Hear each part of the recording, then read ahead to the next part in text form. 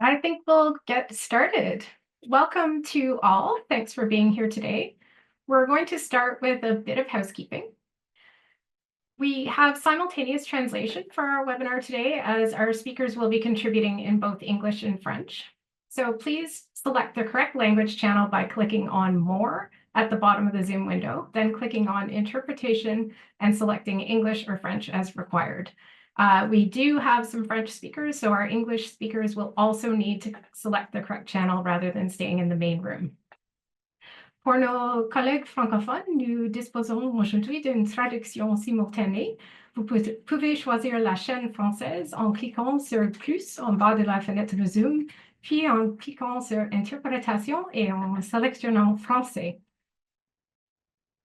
We'd love to know who's joining us today, so we do invite you to introduce yourselves in the chat by sharing your name, your pronouns, your organization, and where you're joining us from today. I do want to note that we're recording the session and it will be posted on the NAP Global Network website after the event and also shared with participants. I'd also want to mention that the slides that we'll be sharing during the webinar will be in English, but we will share a French version to all participants following the event. We're planning to be here for 60 minutes, and we'll start with a presentation of some of the key findings from the report that we're launching today, followed by a panel discussion where you'll have the opportunity to ask questions of our excellent speakers. And if you do have questions during the event, or if you need any technical support, please use the chat and our team will do their best to respond and assist you.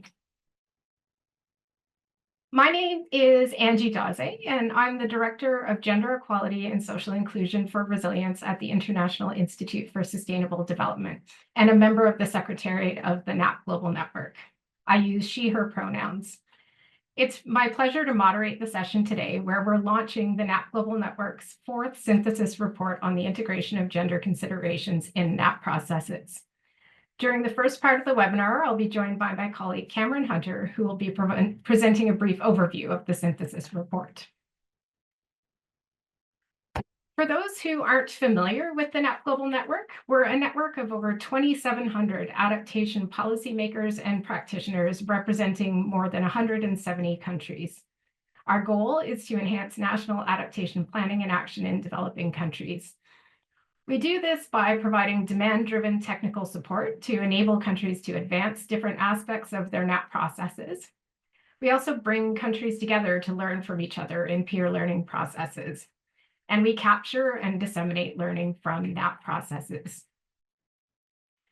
The NAP Global Network has been tracking the integration of gender considerations since 2018, when we released our first synthesis report. Our methodology for this was inspired by the review of nationally determined contributions, or NDCs, undertaken by WEDO, the Women's Environment and Development Organization. We've been systematically reviewing NAP documents submitted to the UNFCCC ever since then and have put out synthesis reports every 2 years. Next slide, please. We also share information on gender and NAP documents on an ongoing basis through our NAP Trends platform, as well as on the Gender Climate Tracker led by our colleagues at WEDO. In addition to reviewing NAP documents, we've provided direct technical support to 26 countries to address gender considerations in their NAP processes. And we've engaged representatives from more than 40 countries in peer-to-peer learning on gender-responsive adaptation planning. And this has given us some really important insights into how countries are approaching gender issues in their NAP processes, as well as what are the common challenges and enablers. So why is this so important now? We've been at this for more than 6 years, this work of tracking and supporting gender-responsive NAP processes, but it feels more important than ever. Recent data from the UN shows that climate change could push more than 150 million women and girls into extreme poverty by 2050. An analysis by IUCN found that in 2024, only 16% of leaders of environment-related ministries around the world were women. We're also seeing increasing pushback against gender equality and challenges to human rights, and the need for intersectional approaches has become more and more clear. On a more practical level, the need to integrate gender considerations has been present in guidance for the NAP process since the very beginning, in the decision that established it in 2010 and in the technical guidelines that were developed by the Least Developed Countries Expert Group in 2012. More recently, the first global stocktake that assessed progress on adaptation under the Paris Agreement had limited attention to gender and social considerations, and this really highlighted the need for more effort in this area. Importantly, the framework for tracking progress on the global goal on adaptation under the UNFCCC includes as one of the targets that countries should have gender responsive and participatory national adaptation plans in place by 2030. And the indicators for this target are being discussed as we speak. And lastly, the next phase of the UNFCCC Gender Action Plan is being developed this year, and we hope it will be adopted at COP30. And so the role that NAPs can play in advancing gender responsive adaptation shouldn't be underestimated in this context. Having provided a bit of the background and context for the report, I'm happy now to hand it over to Cameron, who will present some of the key findings.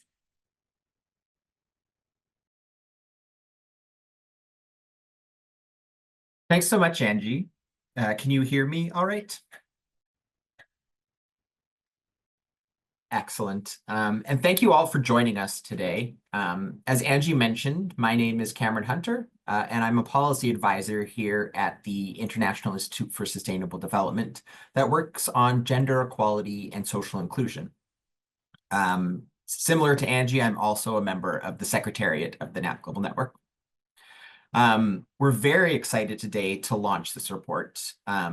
As Angie mentioned, this is our fourth synthesis report, and these reports really give us a great opportunity to review the state of progress on gender considerations and NAP processes.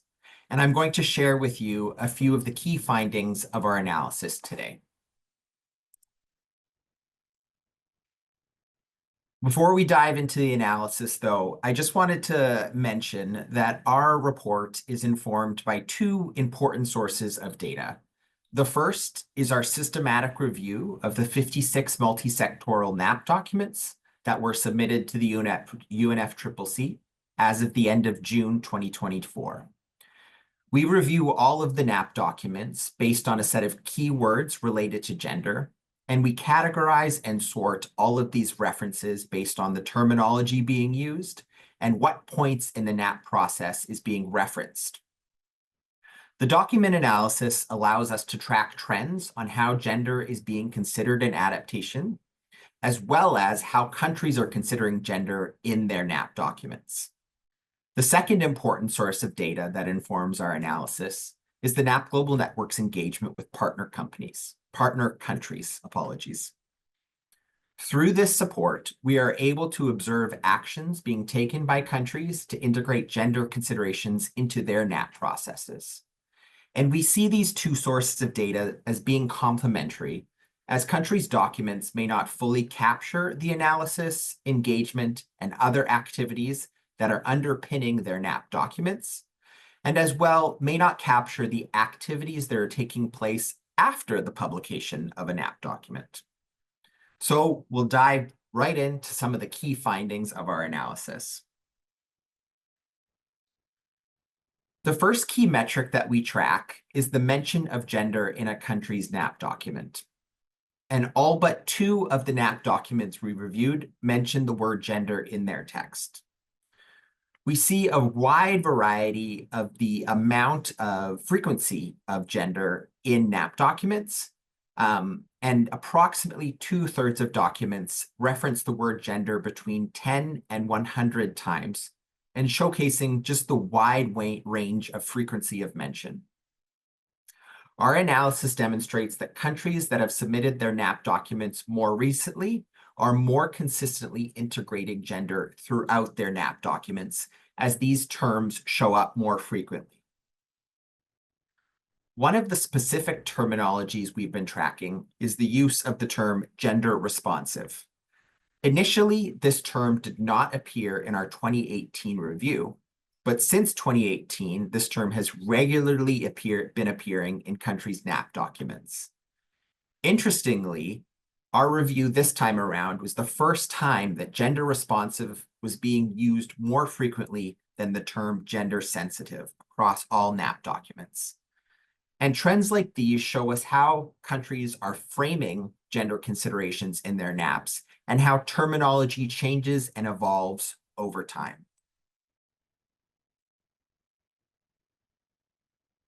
The second metric that we track is the mention of women in NAP documents and how women are being positioned. 96% of NAP documents mention women at least once in their text. And in our analysis, we continue to see that women are most commonly being positioned as a group that is particularly vulnerable to the impacts of climate change. References to women in this way are more common than positioning women as beneficiaries of adaptation, as stakeholders in the adaptation planning process, or as agents of change, where the skills and experiences that women hold are being acknowledged and the value in enhancing adaptation of these skills and experiences are being recognized.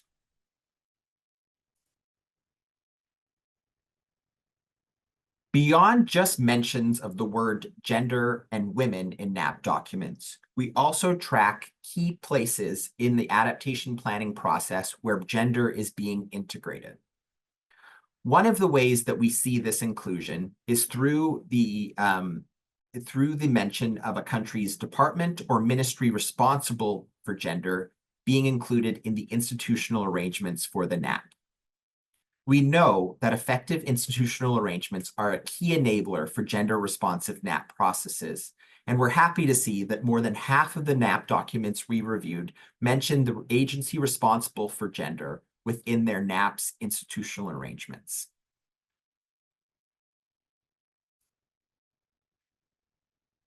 Another place where countries are choosing to integrate gender considerations in their NAP documents is in their plans for the implementation of their NAP. We see evidence that more than half of the documents we reviewed consider that women or girls should be included in the specific implementation of adaptation actions, or that budgeting practices should be gender responsive. Several NAP documents can include references to ensuring that there is gender equitable allocation of resources in the implementation or financing strategies.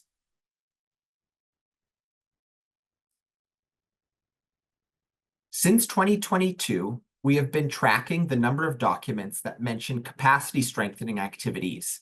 As in 2022, we noticed that this was an area that was coming out quite strongly in our analysis, and so we went back and re-reviewed all the NAP documents for this consideration. We have seen that since 2022, and in general since 2018, the number of NAP documents that mention capacity strengthening activities, either for women or girls, so that they can better engage in adaptation planning, or for the institutions involved in adaptation, so they're stronger on the intersection of gender and adaptation, has been increasing.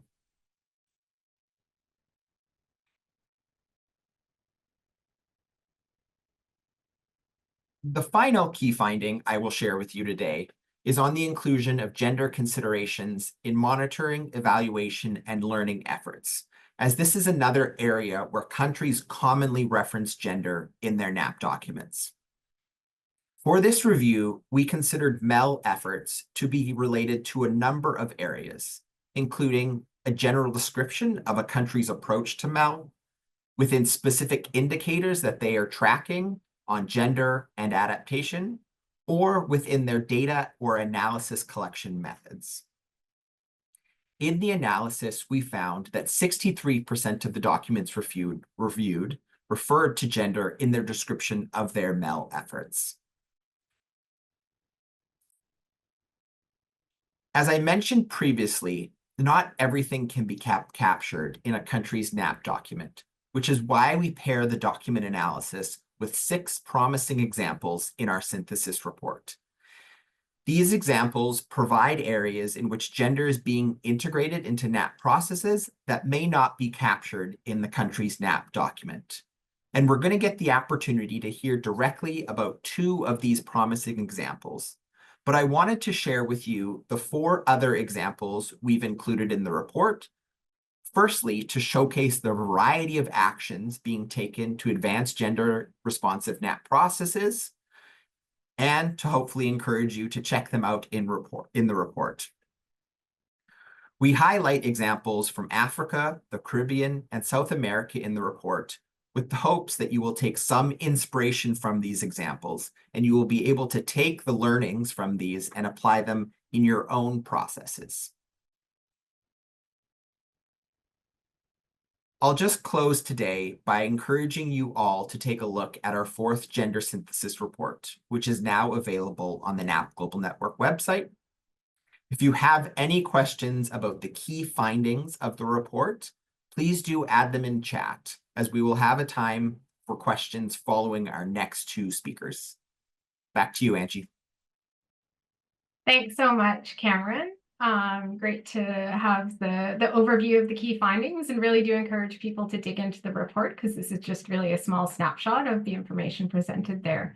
And now I have the pleasure to introduce our 2 distinguished panelists who are going to share their experiences working at a practical level to integrate gender considerations in NAP processes. Dibor Sarafai is an adaptation program officer and the UNFCCC National Gender and Climate Change Focal Point for Senegal. Dibor has played a key role in addressing gender in Senegal's NAP process, and we're so happy to have her with us today.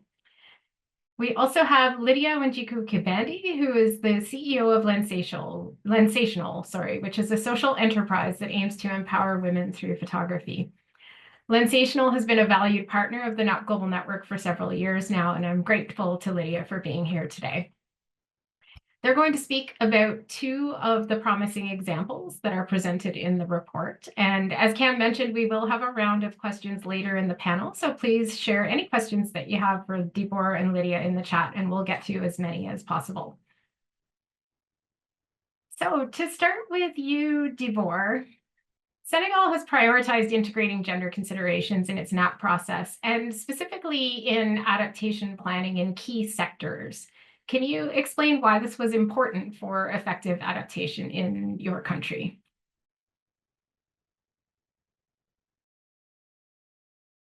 Merci Angie, et merci pour cette opportunité et réitérer nos remerciements à l'endroit du cadre mondial de PNA pour cet appui.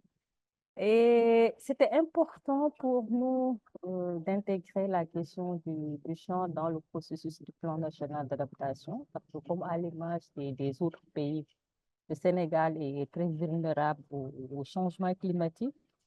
Et cette vulnérabilité se ressent à travers des secteurs qui sont des secteurs clés pour l'économie sénégalaise, mais des secteurs aussi qui sont des secteurs clés pour la vie socio-économique des populations, et surtout les femmes. Parce que quand on regarde un peu les secteurs qu'on a identifiés qui sont vulnérables au changement climatique, les femmes dépendent beaucoup de ces secteurs-là, que ce soit le secteur de la pêche pour tout ce qui est transformation des produits halieutiques, que ce soit le secteur de l'agriculture où elles sont très présentes, le secteur des ressources en eau, le secteur de l'énergie, surtout pour la cuisson. Donc, c'est des secteurs aujourd'hui qui sont considérés comme vulnérables. Et donc, c'était important pour nous pour éviter aujourd'hui de bâtir des politiques, pour éviter que nous, les options que nous prenons à travers ces secteurs-là, que cette vulnérabilité-là qui est liée à ces secteurs, mais également sur lesquels les femmes dépendent, que cet aspect-là ne soit pas pris en compte. Nous avons vu ce qui se passe en milieu rural. Nous avons été dans le cadre du processus PNA, nous avons sillonné un peu les pays et nous avons vu, ce n'est pas quelque chose qu'on nous a raconté, mais c'est une expérience vécue. Nous avons vu comment elles souffrent, aussi bien pour l'accès à terre, celles qui ont pu accéder à des terres, soit c'est des terres très éloignées, mais parfois c'est des terres également qui sont dégradées. Donc c'était vraiment important pour nous de pouvoir prendre en charge tout cela et de pouvoir intégrer ça dans les politiques, dans la politique climatique. Et maintenant, au-delà de ça également, nous avons vu également comment elles se débrouillent sur le terrain à travers des initiatives qui sont menés à travers des micro-projets et nous avons vu également les résultats que cela a donné. Et on s'est dit qu'aujourd'hui, au-delà de cette vulnérabilité quand même, les femmes sont porteuses d'initiatives qui peuvent accompagner les populations, qui peuvent accompagner les communautés dans les questions de résilience. Donc, c'est compte tenu de tout cela que nous nous sommes dit que vraiment la question du genre constitue un élément essentiel, pas constitue un élément fondamental dans tout le processus du plan national d'adaptation pour le Sénégal.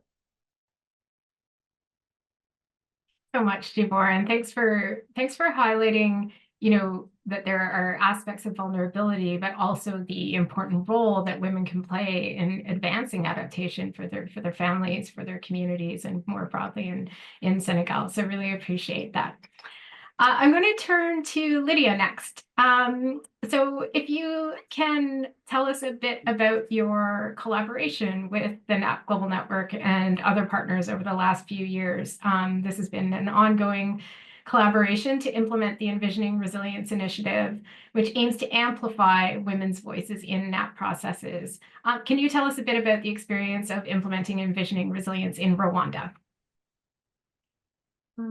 Thanks so much, Angie. So I think just to give you give everybody a background. So the Envisioning Resilience is built on the premise that where there's a willingness from governments to hear from people, and especially women on the front lines of climate change, on how to make national adaptation plan processes more inclusive and more gender responsive, photography and visual stories can create a common language for these dialogues to happen. What we have often found is that although communities and women most impacted by climate change notice that things are different and rains are not coming when they are expected, or when they do come, they are very destructive, or when expected water shortages are becoming more and more prolonged, they really don't speak in the language that we do. They don't have the fancy vocabulary that we do. And therefore, there needs to be a language that bridges policymakers and decision makers and communities such as these. And we find that photography is a really effective language to do this. So the way that we worked with in Rwanda is that we work with an in-country partner to target and to select groups of women from communities that are really affected by climate change and who demonstrate an interest in growing their photography skills and using them in advocating around climate issues. The women then participate in a training on photography and storytelling while learning about the climate impacts that they are observing around them. And then armed with camera equipment, they are able to document these impacts from their own perspective and how they themselves and their communities are responding to them. Then these photo stories that are produced or that emerge from this storytelling becomes the basis upon which the women can engage decision makers on through a policy dialogue. And during the policy dialogue, the women come and they gather with decision makers, which is not an everyday occurrence. So it's also an opportunity for them to be in front of and literally be in front of policymakers and have discussions around the work that they produce, around the photographs that they produce. It takes a World Cafe format, and it really allows for everyone who is present to indulge their curiosity and have very deep and meaningful conversations around the photographs and the narratives that are accompanying them. So this is the most recent round of training was in Rwanda, and it was really nice to hear from the permanent secretary of the Ministry of Environment that the investments that they are making in adaptation within the country, they feel reassured because the stories from the photographers and the women who we are working with demonstrated the areas of need that exist in the country, and those were made certain by the photographs and the stories that the women were telling. So that was really helpful feedback for us as well. Thanks so much, Lydia. And I think it's always really impactful to see, you know, the power of this dialogue based around the visual stories and how that creates that sort of common language, as you said, to talk about these issues of vulnerability to climate change and the best strategies for adapting that will really genuinely meet the needs. So thanks so much for that. I'm going to come back to Dibor now. Just would love to hear about what are the next steps for Senegal to integrate gender in its NAP process. I think you might actually have stepped out from a workshop that's ongoing. So maybe you can just tell us what's happening and where you're taking this work next. Angie, merci. Actuellement, avec l'appui du cadre mondial des PNA, on a lancé depuis un peu plus d'un an l'élaboration d'un guide d'intégration du changement climatique du genre dans le processus du plan national d'adaptation. Parce qu'il ne suffit pas seulement de venir dire aux gens, il faut intégrer, c'est important, mais cela demande également de mettre à disposition des uns et des autres des outils qui leur permettent vraiment d'aller vers cette intégration effective. Et c'est là où on en est.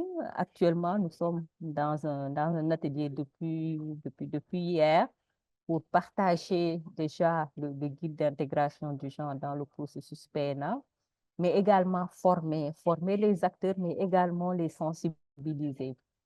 Et je pense que par rapport à cette sensibilisation, quand même, ça a commencé à produire des résultats parce que je me souviens quand on lançait l'élaboration du guide d'intégration, on n'avait pratiquement que des femmes.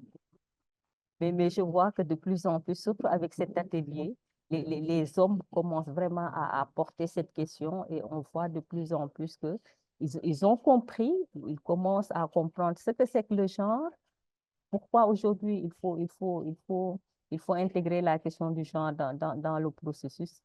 Maintenant, en termes de prochaines étapes, maintenant que ce guide est validé, malheureusement pour les 6 autres secteurs qui n'ont pas eu, qui ont déjà leur PNA, peut-être ce qu'il faudra veiller, c'est dans les projets qui seront soumis, c'est de veiller vraiment à ce que le change soit présent, comme on l'avait fait, parce qu'on a déjà des secteurs comme l'agriculture, les inondations, qui ont déjà leur PNA.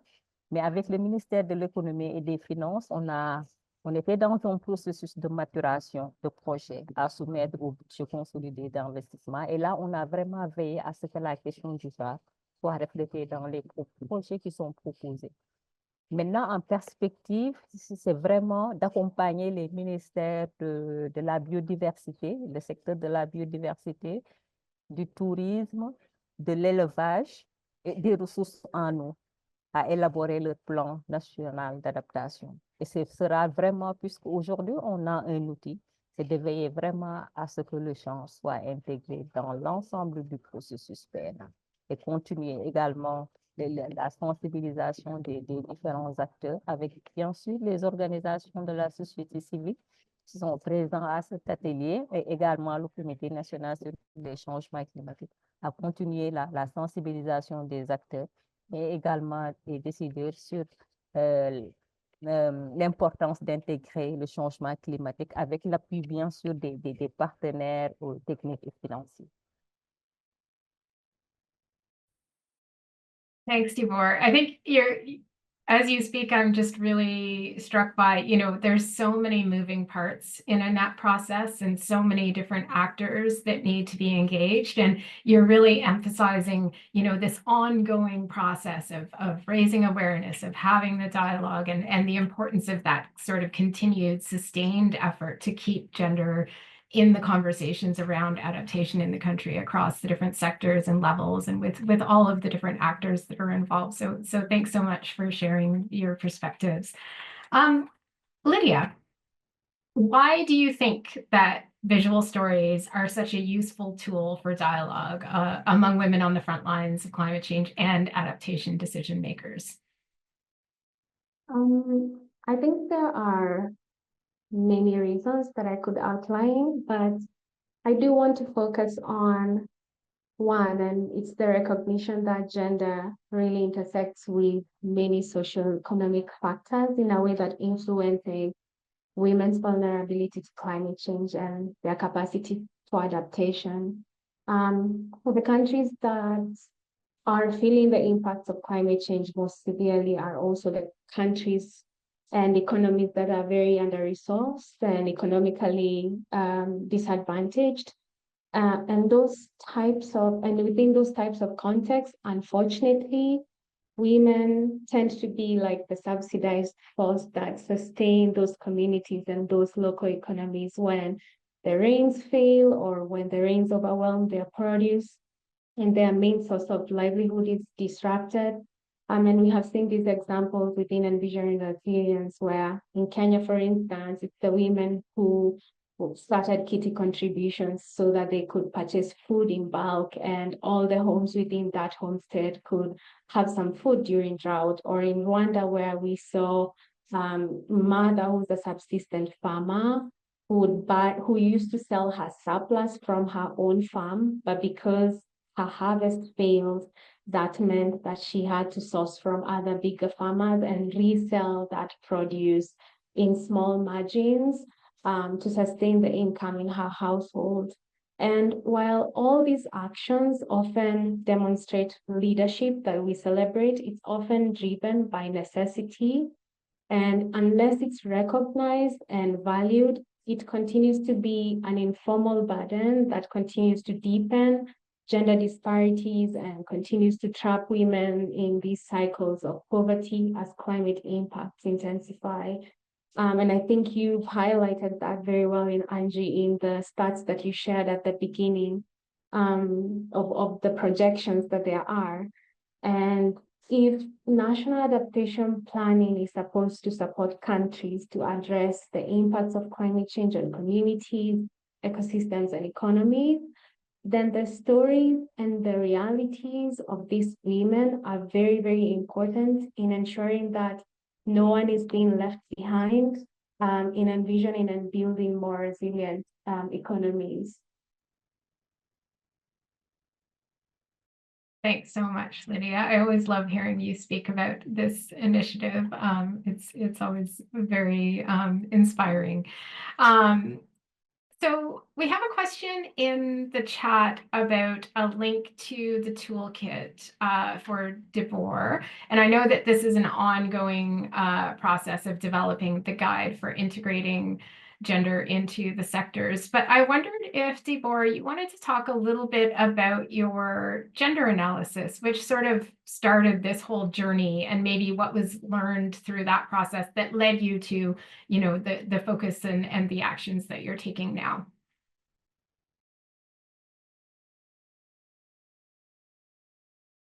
Par rapport à l'analyse genre que nous avions effectuée, ce que cette étude, en tout cas, ce que cette étude-là avait montré, c'est que il y avait un réel gap. Il y avait vraiment un réel gap dans la prise en compte du genre dans les secteurs, parce qu'on avait déjà démarré, je pense, l'élaboration de 6 secteurs. Et ce qu'on avait vraiment constaté, c'est que la question du genre n'était pas très prise en compte. Aussi bien dans la phase, en tout cas, on est toujours dans la phase planification. Cette question, le genre était absent. Et on avait mis en place des comités sectoriels et ce qu'on avait constaté, c'est que aujourd'hui, dans les ministères, avec les cellules genre qu'on a, pratiquement, aucune coordonnatrice de cellule genre ne participait au processus, que ce soit également dans les évaluations de la vulnérabilité. La question du genre était absente, que ce soit tout ce qui est analyse des lacunes pour voir un peu la capacité d'adaptation des femmes. Tous ces aspects-là, en tout cas, étaient présents. Et à partir de cette étude-là, on a pu quand même faire des recommandations et voir vraiment comment, en tout cas, améliorer. En tout cas, ça a été une porte d'entrée pour le Sénégal, pour voir un peu, pour se projeter vraiment, pour améliorer les questions de prise en compte du genre dans le processus PNA. Ça a été quelque part un outil décisionnel pour nous. Thanks. And I think that we've seen that in a lot of our partner countries where this process of doing a gender analysis to inform the NAP process just really illuminates some of the gaps, and often these gaps relate to, you know, more the enablers for the NAP process. So things about institutional arrangements, things about how information is shared among the different actors involved, you know, the gaps in evidence and data that are available to inform adaptation planning. So I think yeah, this is a journey that many countries have been on, and we can't underestimate the importance of that, taking that step of doing a gender analysis, and also that can be useful at any point in a NAP process. It's great if it's done at the very beginning, but we've had countries do it at a number of different points, and it always yields useful, you know, insights and recommendations that they can then take forward. I'm going to ask Cam to come back in because we had a question about the extent to which the synthesis report looked at other social groups who might be particularly vulnerable. So do you want to talk a little bit about that aspect of the report, please? Yeah, absolutely. Thanks, Angie. Yeah, of course, the synthesis report unpacks kind of some other vulnerable groups, as well as kind of socioeconomic factors that might influence the vulnerability of a group. So beyond gender, we also note that youth is referenced in 92% of the NAP documents. Indigenous peoples are referenced in 82% of the NAP documents. The elderly being referenced in 75% of NAP documents, and people with disabilities being referenced in 68% of the NAP documents. There's also references to religious minorities, ethnic and racial minority groups, as well as other socially marginalized groups, such as the LGBTQIA+ community. Beyond the tracking of specific mentions of vulnerable groups, within our keyword search, we also look at a number of other concepts such as discrimination, marginalization, human rights, that might present kind of a more nuanced understanding of vulnerability. So we are able to kind of fully understand how NAP documents are kind of unpacking these issues, which shows that many NAP documents are really taking a very granular approach to this issue.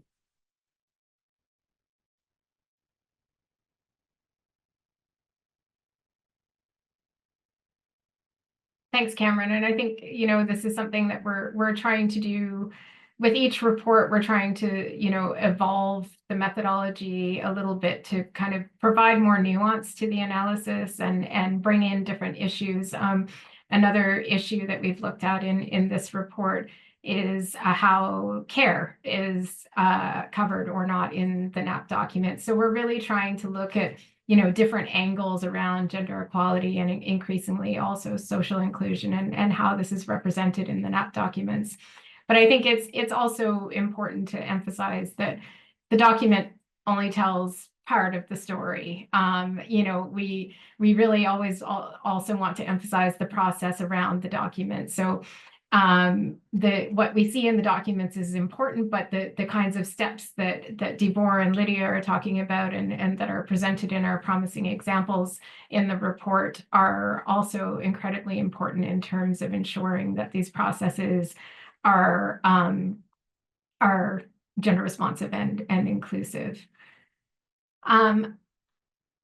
I see a question about, is there a gap between document and implementation? I think this isn't something that we've been able to analyze at this point. I think that would require more resources, more more engagement. But absolutely, I think that's an important point to emphasize around, again, what's in the document is only one piece, but how does this translate into implementation? But I think that, some of the work that's being done, for example, in Senegal and also in other countries to really translate this into, the practical plans for sectors to implement adaptation or into project proposals or into really reinforcing the institutional arrangements that will be in place as the NAPs move into implementation. I think that's really a key piece of the puzzle.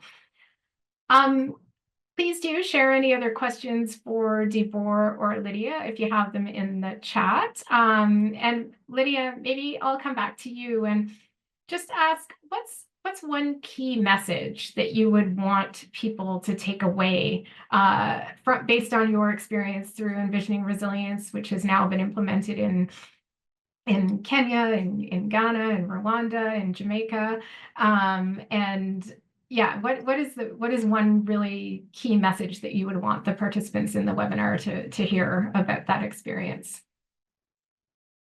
Thanks, Angie. So I think I'll base it on the NAP processes.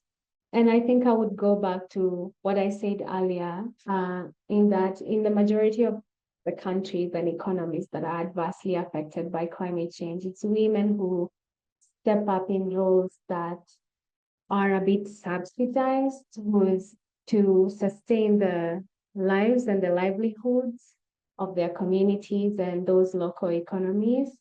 And unfortunately, this remains a burden that will continue to widen the gap in disparity if those efforts are not recognized and they are not valued in planning around adaptation. And so if there is any measurement of effectiveness in adaptation planning where those voices are excluded, it may find such a process to be falling short of being inclusive and gender responsive. So that's the takeaway I'd like people to remember from my talk. Yeah. Thanks, Lydia, and thanks for highlighting, the need to be tracking this and framing this as part of how we assess the quality. And I think that's a really important point in the context of this new target that we have under the Global Goal on Adaptation Framework, where, there's a target for countries to have gender responsive and participatory NAPs in place by 2030. So what does that actually mean? What does that look like? How do we assess that? I think that's something that we really need to keep at the forefront of our minds. So there is a question for Dibor to talk a bit more about your experiences around gender and climate. And maybe we can talk a little bit about the institutional dimensions of that in terms of how you're collaborating. I know you've talked about the process of collaborating with the sectors, but maybe you could talk about sort of what's being put in place at the kind of national level in terms of coordination mechanisms around this.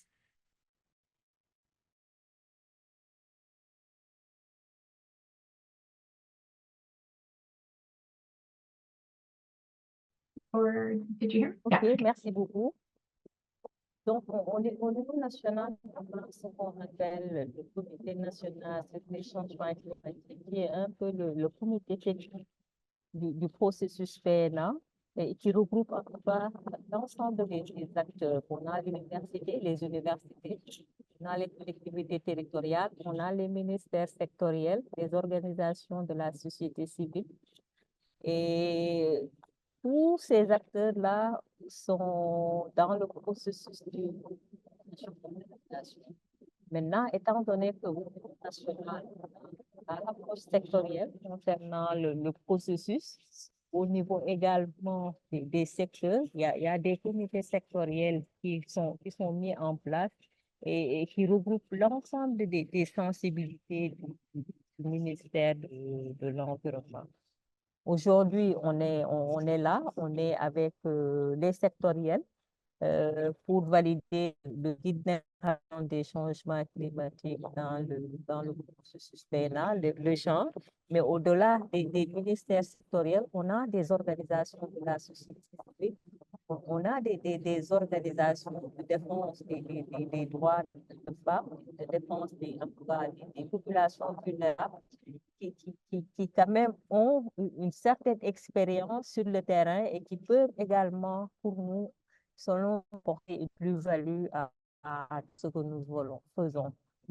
Donc, c'est un processus vraiment national, un processus vraiment très inclusif où l'ensemble des acteurs de tous bords sont inclus dans ce processus et qui apportent en tout cas le plus-value à tout ce que nous faisons. Thanks so much, Tibor. There were a few sound issues, but I hope people were able to understand, because I think you really emphasized the need for this to be very much like a multi-stakeholder process with, different types of actors involved. And maybe a quick follow-up question for you from the chat. To what extent is the education sector mobilized on the question of gender and adaptation?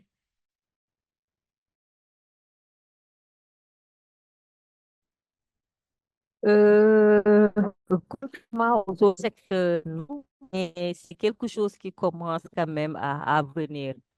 Parce qu'on a un processus en cours avec eux, c'est d'intégrer la question du changement climatique dans les curricula, surtout l'adaptation au changement climatique, que ce soit au niveau élémentaire, au niveau secondaire, à l'université, mais également dans la formation professionnelle. Et également avec le ministère de l'Éducation nationale, on a un partenariat à travers un projet, une école, un bois d'école, où nous accompagnons dans tout ce qui est sensibilisation sur les changements climatiques et plus particulièrement l'adaptation au changement climatique. Maintenant, parallèlement à cela, on est en train de travailler également avec l'UNICEF pour sensibiliser le ministère de l'Éducation nationale. On a commencé avec l'Éducation nationale sur la nécessité de prendre en compte les changements climatiques. Mais étant donné que l'adaptation, c'est un processus, c'est vrai, nous sommes dans la première, en tout cas pour les PNA, notre premier PNA, dans la CDN, on avait 8 secteurs dans l'adaptation. Avec le processus PNA, actuellement, on a 10 secteurs. Donc, rien n'empêche aujourd'hui le Sénégal, pour le prochain cycle, au regard des enjeux, au regard des évolutions qu'on aura peut-être les années à venir, au regard en tout cas des moyens disponibles, rien ne nous empêcherait, en tout cas pour le prochain PNA, de pouvoir intégrer d'autres ministères comme le ministère de l'Éducation, parce qu'on a senti que c'est un besoin qui est là et qui mérite d'être pris en compte. Thanks so much, Tibor. And there was a follow-up question on whether the report deals with this issue more broadly, education. We didn't do specific analysis on this, though watch this space because the Not Global Network will be digging into this question fairly soon. We did see sort of some passing references to education and curriculum in around sort of training and capacity strengthening, but it wasn't a strong focus, and it's not something that we dug into deeply as part of our analysis. So I just would like to come back to Cameron. Can you share one key takeaway that you'd really like people to leave the webinar with around the integration of gender considerations in NAP processes? Yeah, I think one of the key takeaways for the report in general, and I think something that people maybe should leave the webinar thinking about, is just that every 2 years we're doing these synthesis reports, and through these synthesis reports, we're constantly seeing a change, an evolution in the ways that countries are working to advance gender responsive NAP processes. So in previous synthesis reports, we've unpacked specific topics on capacity strengthening. And in this one, we're really seeing that there is an evolution in the terminologies being used, as well as the areas in which gender is being integrated in the NET process. So this is such a constantly changing and evolving space that I think it's really interesting as well as heartening to show that these terminologies and the ways in which we're working are constantly changing to hopefully better meet the needs of women and girls, as well as everyone involved in adaptation planning. Thanks, Cam. And I think you raise a really important point, and I think the iterative nature of the NAP process is also a real opportunity here. And Deborah, you referenced this as well, that countries are investing in monitoring, evaluation, and learning. Countries are updating their NAP documents, and these really provide important opportunities to go deeper, to improve the integration of gender, to incorporate what's been learned from, what has been done to date. And so I think that's a really key piece to keep an eye on in the coming years. Deborah, I'll come back to you for your one takeaway that you'd like people to walk away from the webinar with.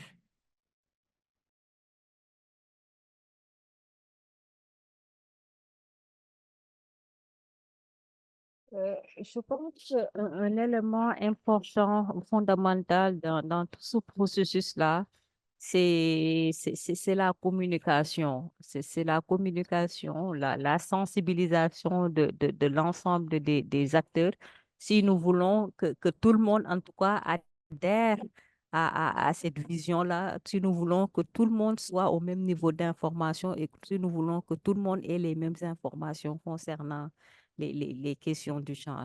À mon avis, c'est un élément fondamental. En tout cas, cette communication-là, cette sensibilisation-là a servi le Sénégal pour mieux intégrer le genre dans le processus PNA et à pouvoir, en tout cas, impliquer d'autres acteurs qui, au début, étaient vraiment très réticents et qui considéraient, en tout cas, la question de genre, qui limitait à la question du genre à la femme. La communication, la sensibilisation. Et je pense que ce que Lydia a dit tout à l'heure, c'est également important. C'est le visuel, c'est de pouvoir documenter tout cela et de pouvoir aller vers les gens avec cette documentation-là pour pouvoir les sensibiliser. Merci. Thank you so much. And I think there's a lot of commonality between what you're saying and the work that Lydia has been doing. Do you have any last words briefly, Lydia, before we close out?